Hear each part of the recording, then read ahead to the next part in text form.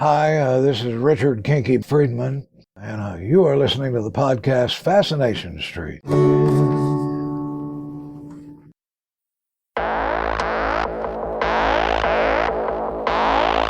I believe that everybody has a story, and I'm fascinated to hear them. So come with me as we take a walk down Fascination Street. Welcome back, Streetwalkers. This episode is with country singer-songwriter Carl Ray. In this episode, we talk about what made Carl Ray decide to get into music, and has he always been a cowboy? He shares some stories about how he became really good friends with Johnny Nash, who eventually became his mentor in both songwriting, performing, and sort of the intricacies of the music business, kind of the behind-the-scenes stuff that nobody really talks about, much less teaches anybody. We talk about Carl's hit song, I Stand With This Country, which came out last year, and he tells a little bit about the reasons behind him writing this song. Then we talk a little bit more about his friendship with Johnny Nash and how they had always meant to do a song together, but unfortunately, Johnny passed away last year, and they weren't able to record a song together. So what Carl did was record his version of Johnny's super smash hit, I Can See Clearly Now. It's not exactly like Johnny's was, and he'll tell us why, but Carl puts his own twist on it. He adds things here and there. He makes it his own. And in there, he adds some tributes to Johnny. It's a beautiful, beautiful song. You're really going to enjoy it. He lets me play both of those songs. We also talk about a show that him and his wife co-host regularly called Atlanta Live and what that's all about and where you can find it. This is my conversation with singer, songwriter, and country artist Carl Ray. Yeah, talk to me, yeah.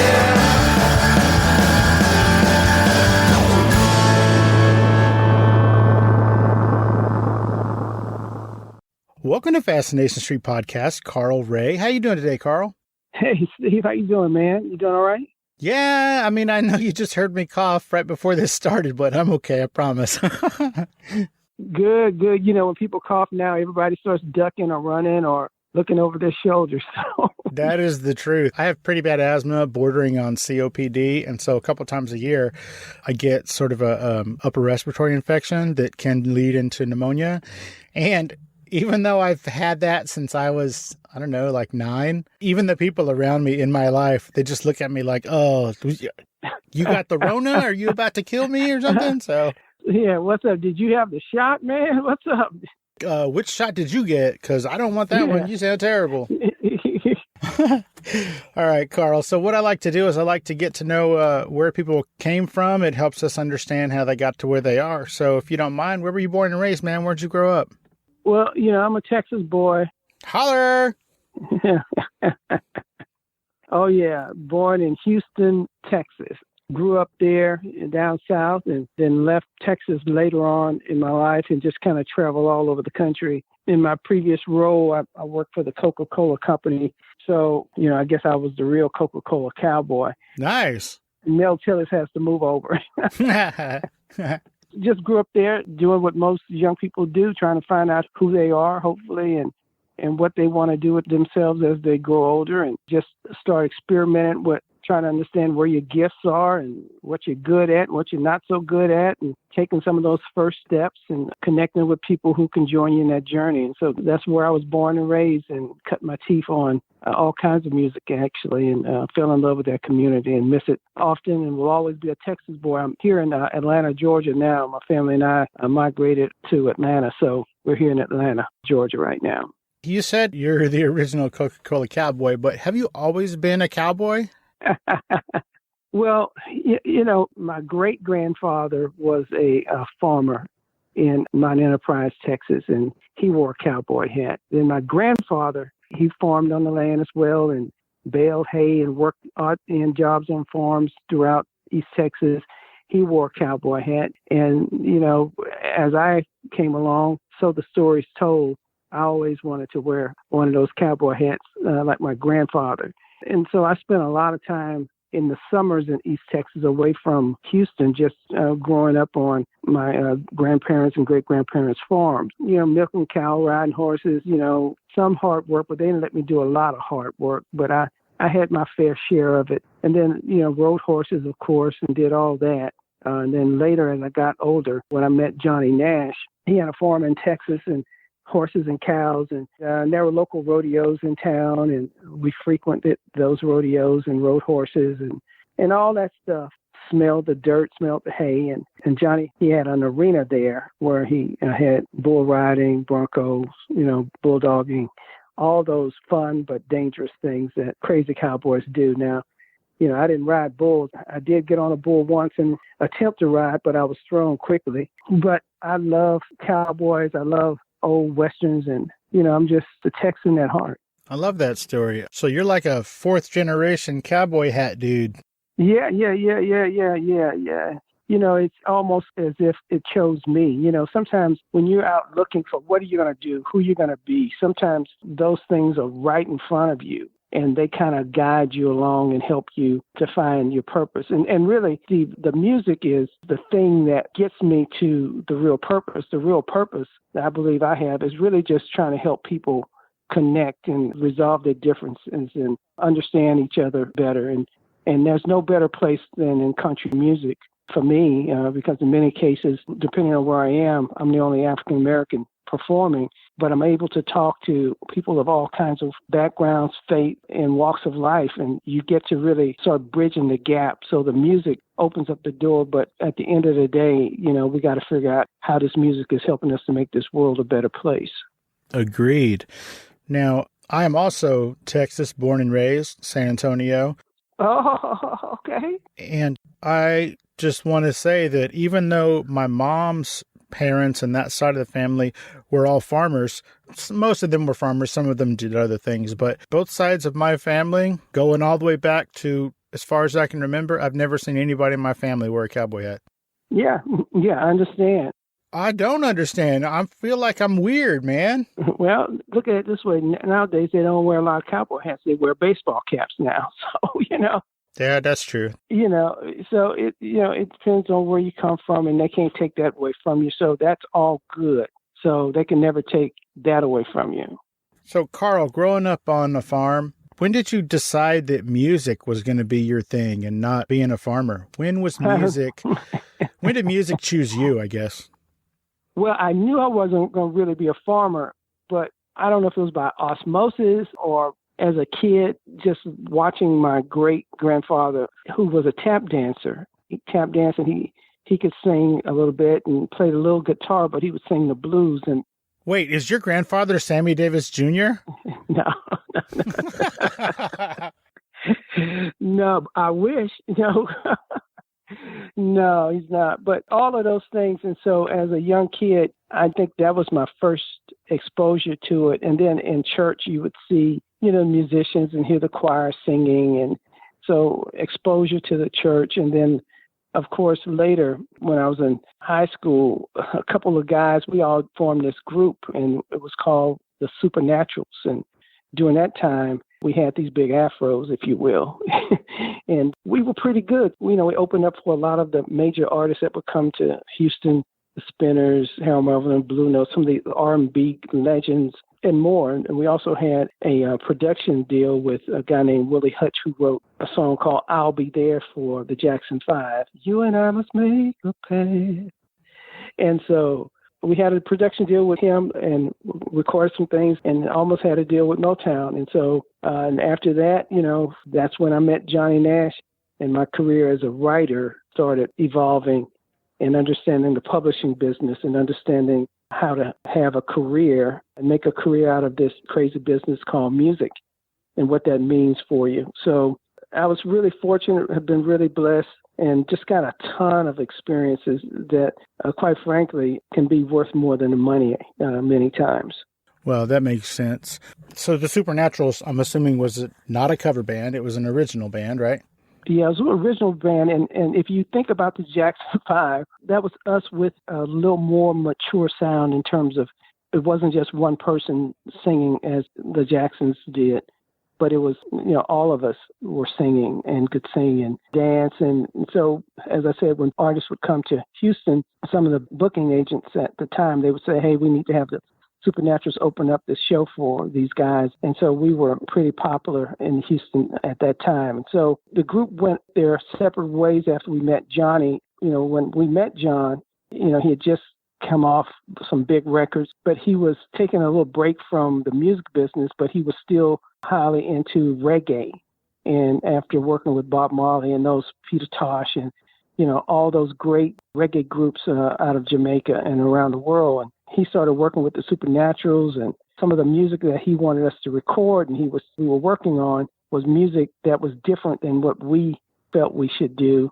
And many of the guys got disenchanted and said, man, I'm not really interested in pursuing this kind of music. So they just moved on. And I kind of stuck with John. And he said, well, hey, man, if you learn to write songs and write a few good ones, I'll start recording some of these songs and pitching them for you, try to get you some more cuts with them. And so that's what I decided to do. I decided to go ahead, and he gave me a guitar, let me use several of his guitars, and gave me the key to his studio and said, hey, just go at it.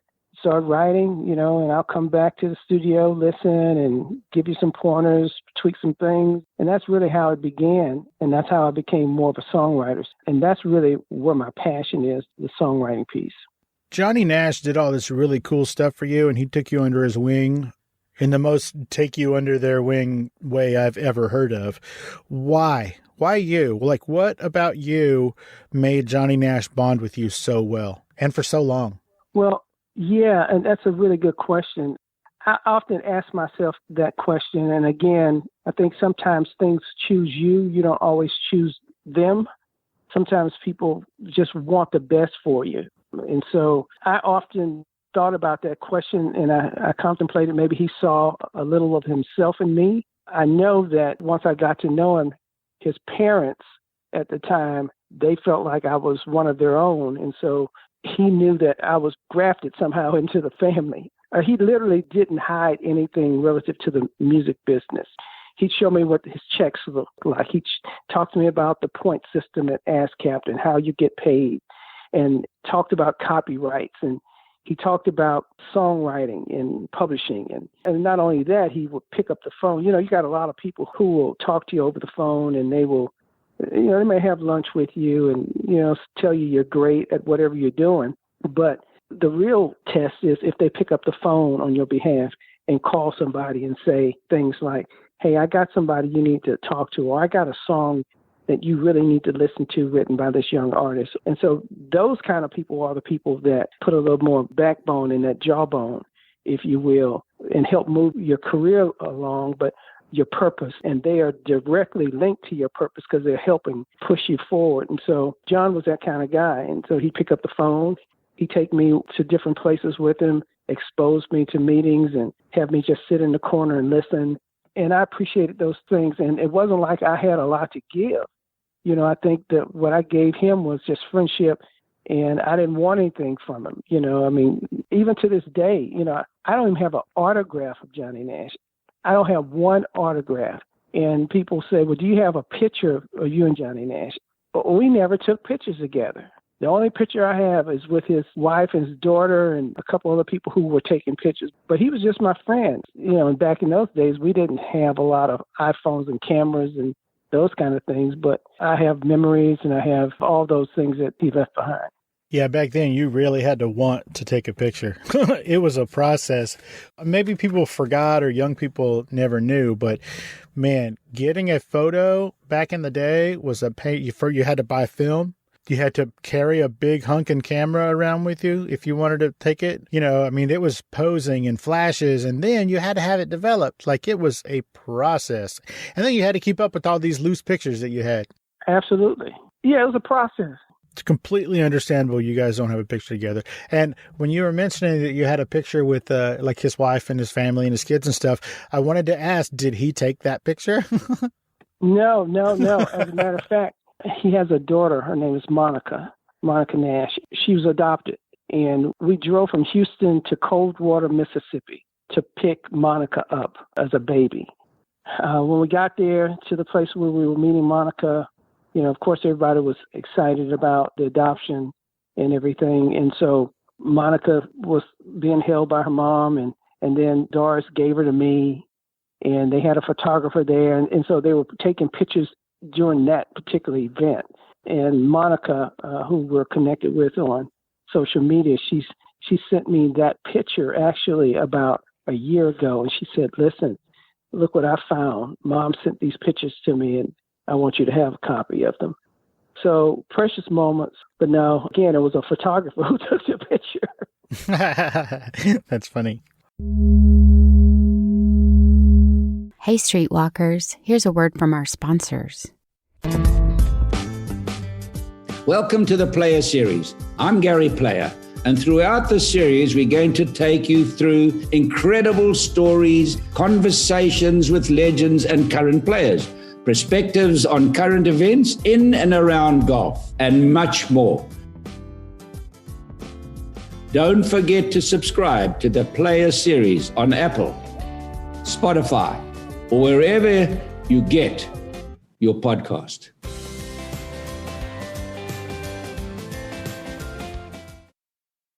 Let's get back into it. What is Atlanta Live? Yeah, so Atlanta Live is a Christian-based program that, even though it says Atlanta Live, it just doesn't focus on Atlanta. It focuses on all kinds of people, and primarily those that are doing work to improve our social causes, help us spiritually, mentally to cope with the realities of life. So it is a religious-based program, but not everyone that comes on is necessarily a Christian, so to speak. Sometimes they're Jews, and sometimes they're Muslims, and and they're talking about their experiences of interacting with Christians. But it is a discussion about faith, and ultimately the show is designed to bring people with a closer knowledge of our Lord and Savior Jesus Christ. So my wife, Gail, and I were one of the hosts there on the show, and we've been just fortunate to have a great time here in Atlanta and have some great stories with a lot of the artists that your listeners may be aware of, from Richard Sturban with the Oak Ridge Boys, to Rhonda Vincent, the Queen of Bluegrass, the T. Graham Brown, all of those folks, and many more, some of the gospel musicians and many authors and comedians. And so it's one that's also shot live. You can see it live on Facebook at WATC TV, Atlanta Live. So you can see the show daily. My wife and I are going to be hosting a little more now that my schedule's slowing down for the back half of the year. But of course, on my website as well and Facebook pages, you can also catch the show when it's airing. Gotcha. And this is a daily show? Yeah, this show is daily. It's shot weekdays. Again, we don't host it every day, but we're in and out throughout the month. That makes sense. Carl, you have a song called I Stand With This Country that I guess you wrote last year. Yeah, what's really exciting about that record is we all know the incidents with George Floyd. And this particular friend of mine, who's a minister, he said something on Facebook that I disagreed with blatantly. And all the people were trolling, rah, rah, rah, rah, rah. And I normally don't say anything, Steve, but on this occasion I said, listen, I disagree with that. And he said, well, if you disagree with it, what would you have done differently if you were that person who did what you disagree with? And I said, you know what, that's a really good question. And I pondered that for about a week and a half. And then I said, you know what, I'm not a politician. I'm not this person or that person, but I'm a songwriter. And God has gifted me tools to write songs, and he's helped me many times. So I wrote the song, I Stand With This Country, along with my friend, Jackie Jack White, who's written several songs for Charlie Pride, Steve Wariner, and Neil McCoy. So we penned that song, and it went to number 1 on Cashbox in March of this year. It was a pretty big song for us last year as well, coming into the 2021. And now that I've released I Can See Clearly Now, my understanding that it's now, I Can See Clearly Now is number 7 on Cashbox. And so it's moving quickly. And so I'm not sure, I don't want to get ahead of myself and say it's going to go to number 1 as well, but it's number 7 now. And I'd be heads over heels if it went to number 1 and I'd had 2 number 1s in 1 year. That'd just be crazy. That would be crazy. Yeah, so I'm working on the video now as we speak, and that'll be coming out very shortly. Can I play that song on this show? Absolutely. I'd love for you to. Would you introduce it like you're a radio DJ? Ladies and gentlemen, you're listening to Carl Ray version by Stand With This Country, written by Carl Ray and Jackie Jack White. Enjoy.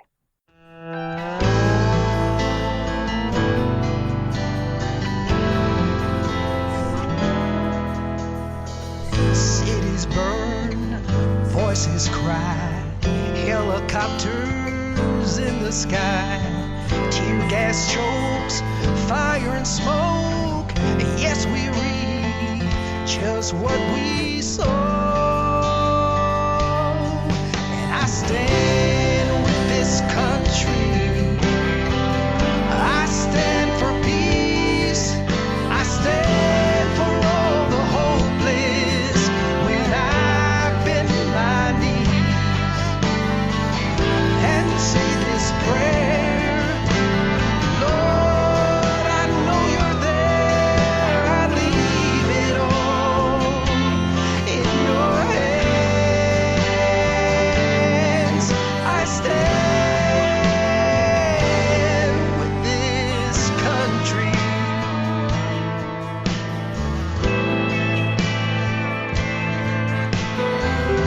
Black and white, wrong and right, evil reigns, hate and pain. Give the devil all his due, dividing me and you. When I stand with this country, I stand for peace. I stand for all the hopeless when I bend my knees and say this prayer. Lord, I know you're there. I leave it all in your hands. I stand with this country. God, take away the evil in thy country, 'tis of thee, and heal your broken people. Your truth will make us free. And I stand with this country. Man, I stand for peace. I stand for all the hopeless when I bend my knees and say this prayer.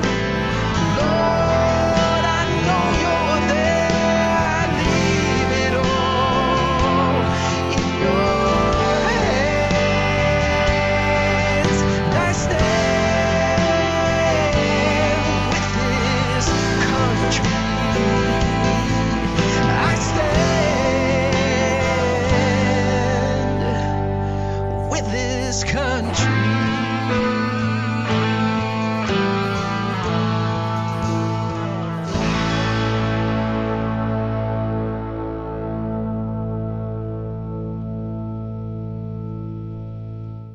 Awesome. Thank you. Now, I don't know you or him, but I'm going to call Johnny Nash your best friend for a long time.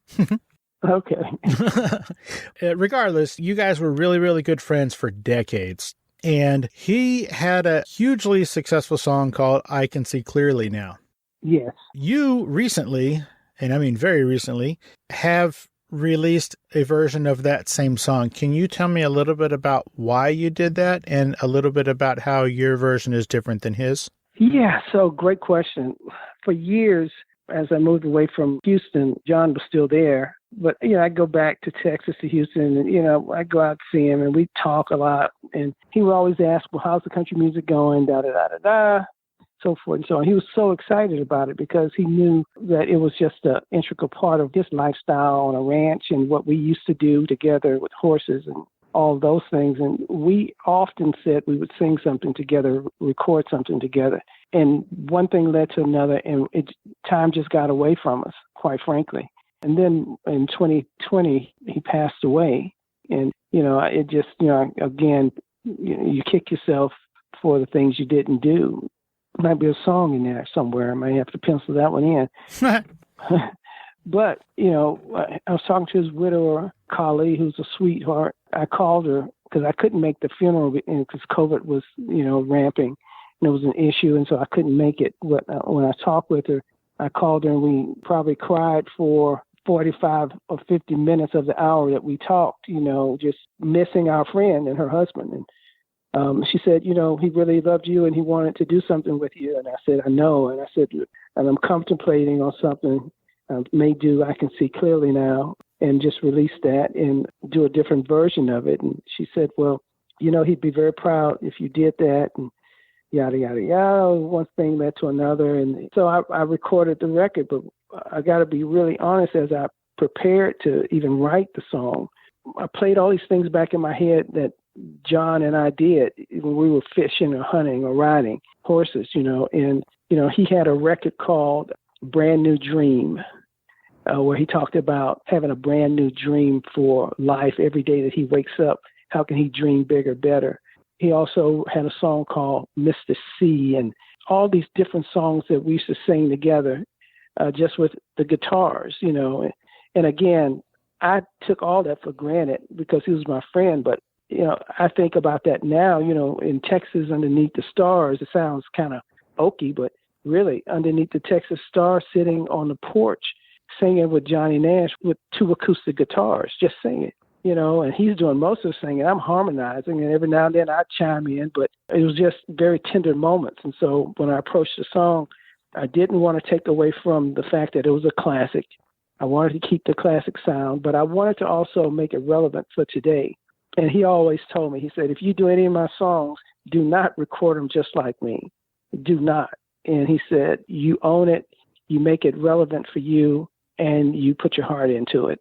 And so, when I wrote the song, that was my approach. So I added a chorus to the song. And then because of COVID, I added a quasi-rap section to it to kind of talk about where we are as a country with COVID and coming out of this. What do we do when we come out? So like I said, John had a song, Brand New Dream. So the chorus says, I'm going to dream me a brand new dream from sea to shining sea. He had a song called Mr. C. As long as I can breathe, going to open up a big can of just believe. Going to steer it up. Steer It Up was one of his big records as well. Going to steer it up and celebrate. Celebrate Life was one of his big records. Going to steer it up and celebrate because I made it through another day. Johnny Nash used to say, it's going to be a bright, bright, sunshiny day. Nice. Yes. And as I was recording this, I felt very afraid going on the first note. But once the music started and things were rolling, I felt this real peace about honoring my friend. And one day, we'll sing in the heavenly choir together. Wow. That's moving, my friend. Yeah, man. It'll wake you up. Forget about the star, who he was. Forget about all that stuff, But just somebody takes the time to care about you as a person and your well-being. And so for me, I want to be that for people too. I want people to feel what I felt through helping, through caring, through giving, through the music, and I hope that your listeners, when they hear these songs, I stand with this country and I can see clearly now that they hear songs with purpose to make our lives better, to make you better, me better, and that we may leave a world to our children's children better than it was when we got here. And that's ultimately what I think I'm called to do. Beautiful. Well, that said, can I play that song? Can I play your version of I Can See Clearly Now? Yeah, absolutely. Fantastic. I appreciate that. I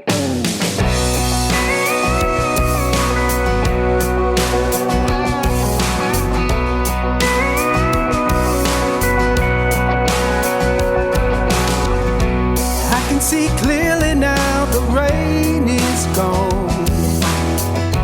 I can see all obstacles in my way. Gone are the dark clouds that had me blind. It's gonna be a bright, sunshiny day.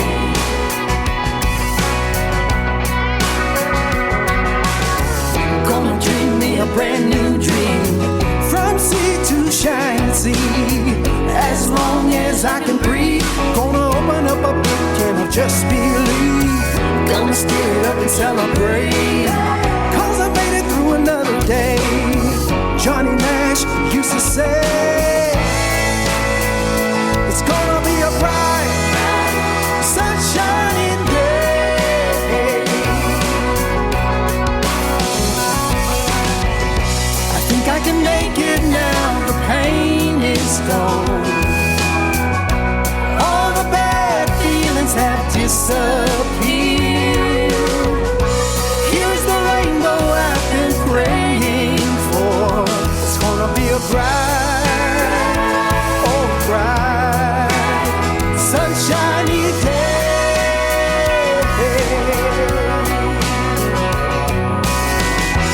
Look all around, nothing but blue skies.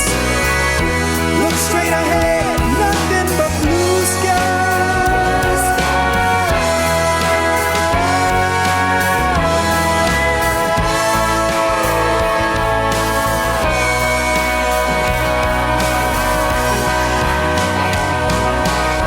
Yesterday was really hard on me. Death replaced bullets with COVID-19.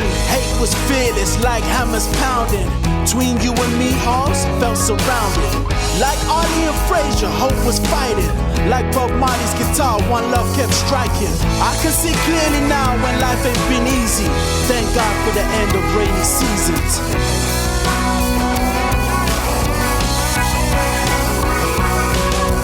Gonna dream me a brand new dream, from sea to shining sea. As long as I can breathe, gonna open up a big can of just believe. Gonna steer it up and celebrate, 'cause I made it through another day. Johnny Nash used to say, it's gonna be a bright, oh bright, sunshiny day.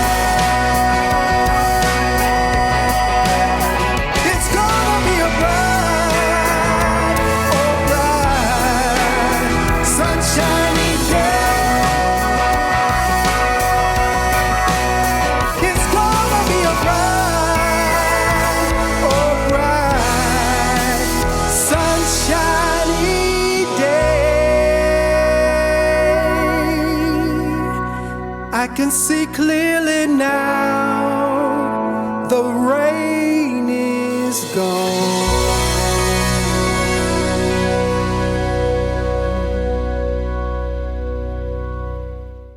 Thank you so much, Carl. Now, as we're heading out, can you tell everybody where they can find you on social media? Yes, thank you. You can reach me on Instagram at official Carl Ray. And also, if you can't remember that, you can just go to www.carlray.com, and all of the social media links are there. And so you can always find ways to get connected from there. And you can hear all the music and can see some of the dates that we'll be doing starting in 2022. Hey, Streetwalkers, here's a word from our sponsors. 18 or 80, crippled, blind, or crazy, I'm going dancing tonight. It don't matter which one gets a hold of me or I get a hold of them, you know. That's Hoot Gibson. I met him at Arky Blues Silver Dollar in Bandera, Texas. He's just one of many characters you'll hear from in Vanishing Postcards, a podcast where we explore the hidden dives, traditions, and frequently threatened histories discovered by exiting the highways. We don't give a flying flip for most of your regular bar types. Featuring dispatches from the back roads, Vanishing Postcards is a touching, frequently humorous experience, perfect for when you need a breather but don't have the time or luxury of jumping in the car. I'm Evan Stern, and I invite you to join this ride by finding Vanishing Postcards wherever you get your podcasts.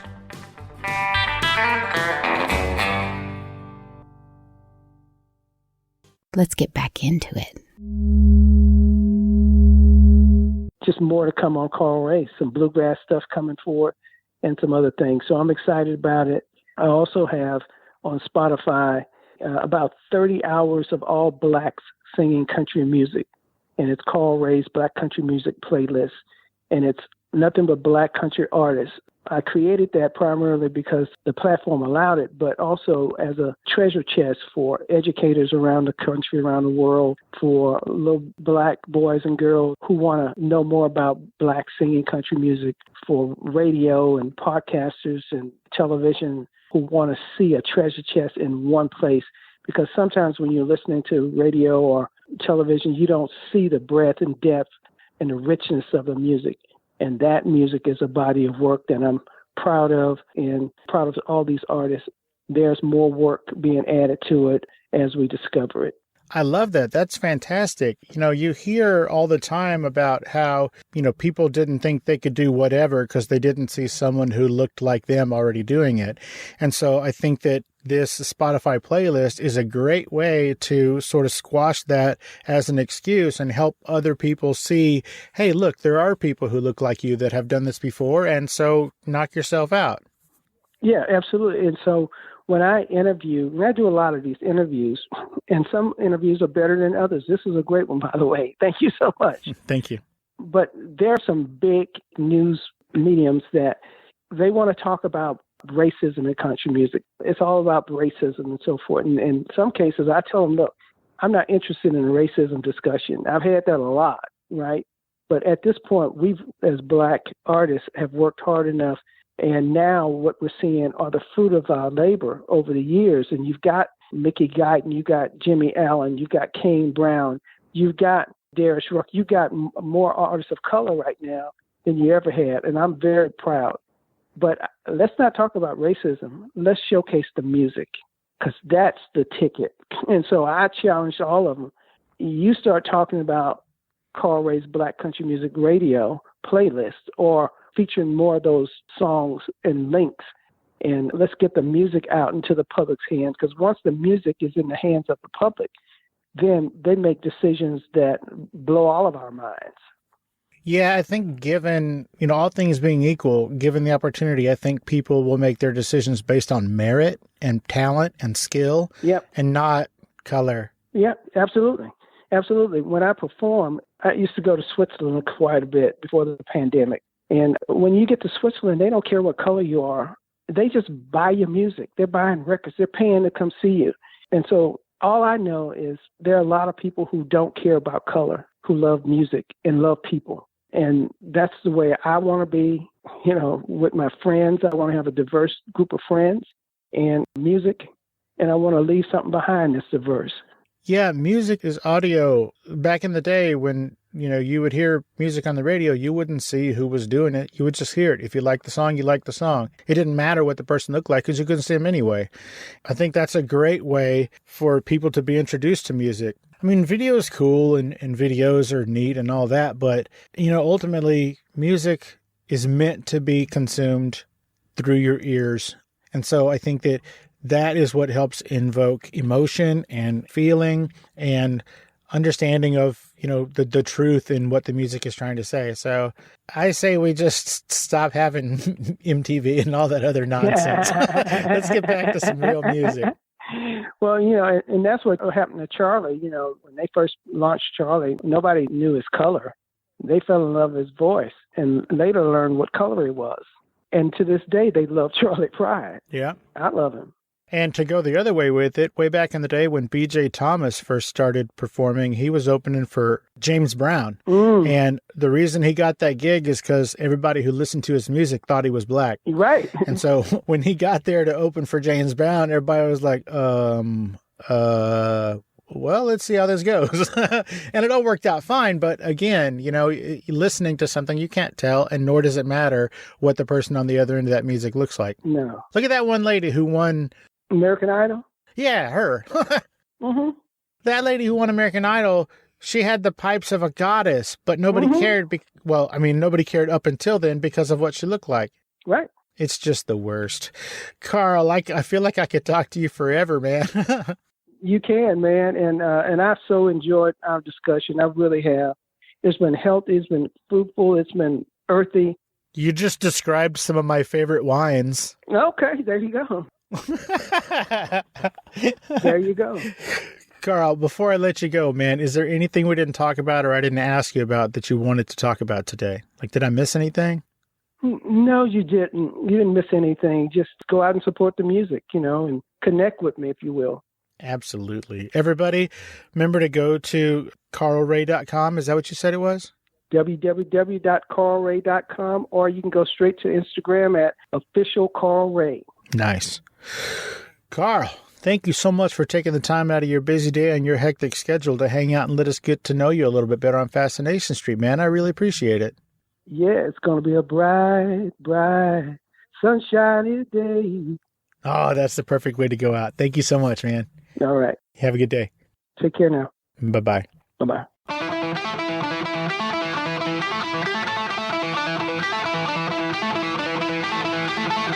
Opening music is the song Magnolia from the 2001 album Intransigence, used with permission from Douglas Miles Clark. Closing music is from the song Say My Name off the 2021 album Underdog Anthems, used with permission from Jax Hollow. If you like the show, tell a friend. Subscribe and rate and review the show on iTunes and wherever else you download podcasts. Don't forget to subscribe to my YouTube channel. All the episodes are available there as well. Check me out on Vero at Fascination Street Pod and TikTok at Fascination Street Pod. And again, thanks for listening.